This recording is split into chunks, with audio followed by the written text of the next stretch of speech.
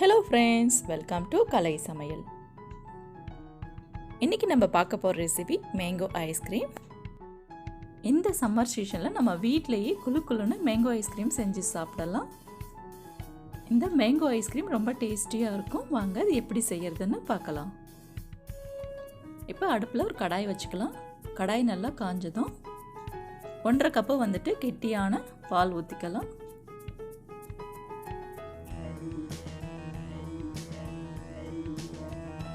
பால் வந்துட்டு நல்லா கொதிச்சு வரட்டும். பால் வந்துட்டு நல்லாவே இப்போ கொதிச்சு வர ஆரம்பிச்சிட்டு இருக்கு.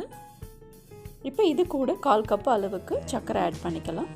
சர்க்கரை வந்துட்டு நல்லா மெல்ட் ஆகிட்டு வரட்டும். இப்போ ஒரு கப் எடுத்துக்கலாம். இந்த கப்பில் வந்துட்டு ஒரு 1/4 கப் அளவுக்கு காய்ச்சாத பால் ஊற்றிக்கலாம்.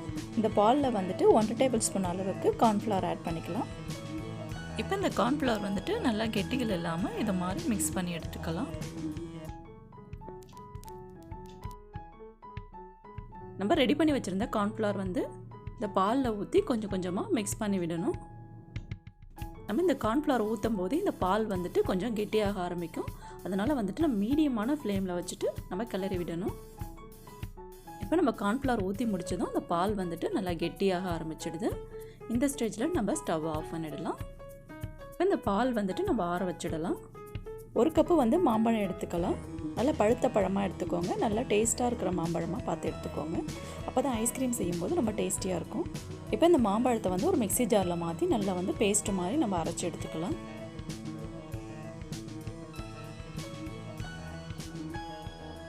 இப்போ இந்த மாம்பழத்தை வந்து ஒரு பேஸ்ட்டு மாதிரி நம்ம இப்போ அரைச்சி எடுத்தாச்சு. இந்த பால் வந்துட்டு நல்லாவே ஆறி வந்துடுது. இதை நல்லா மிக்ஸ் பண்ணி எடுத்துக்கலாம்.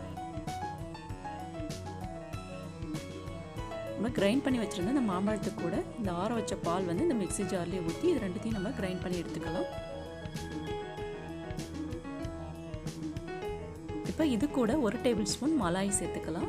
மலாய் வந்துட்டு பாலாடை, அதை வந்துட்டு 1 டேபிள் ஸ்பூன் நம்ம சேர்த்துக்கலாம்.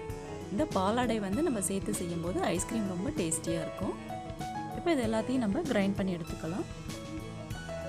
இப்போ இதை நல்லாவே கிரைண்ட் பண்ணி எடுத்தாச்சு. இப்போ பார்க்கவே நல்லா ஒரு க்ரீமியாக இருக்குது.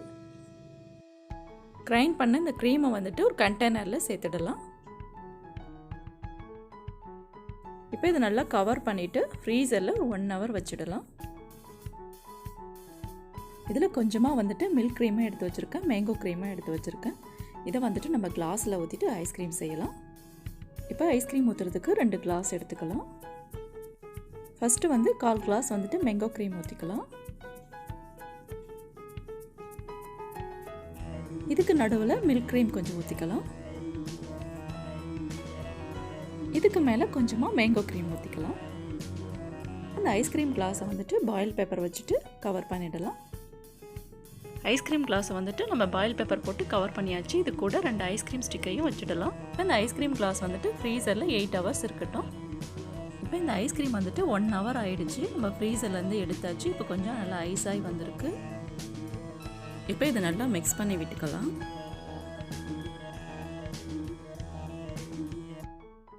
இதை மிக்ஸ் பண்ணதை இந்த மிக்ஸி ஜாரில் மாற்றி இதை நல்லா வந்து கிரைண்ட் பண்ணி எடுத்துக்கலாம்.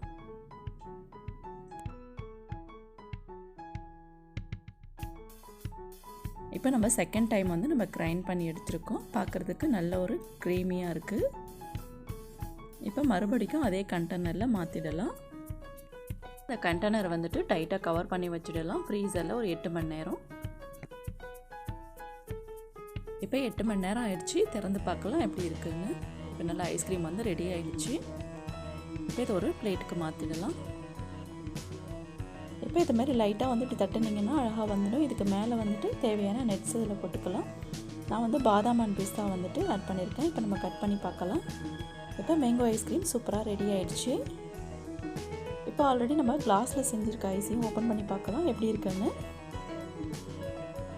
இப்போ சிசர் வச்சுட்டு இந்த கிளாஸை வந்து 4 சைடும் இப்படி கட் பண்ணி விட்டுடலாம்.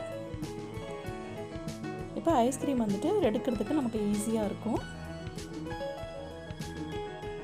பாருங்க அழகாக வந்துடுச்சு.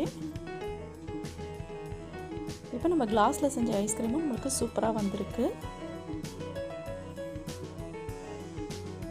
சாக்கோபார் ஐஸ்கிரீம் ஐகானில் கொடுத்துருக்கோம், அதையும் போய் பாருங்கள் உங்களுக்கு பிடிச்சிருந்தா.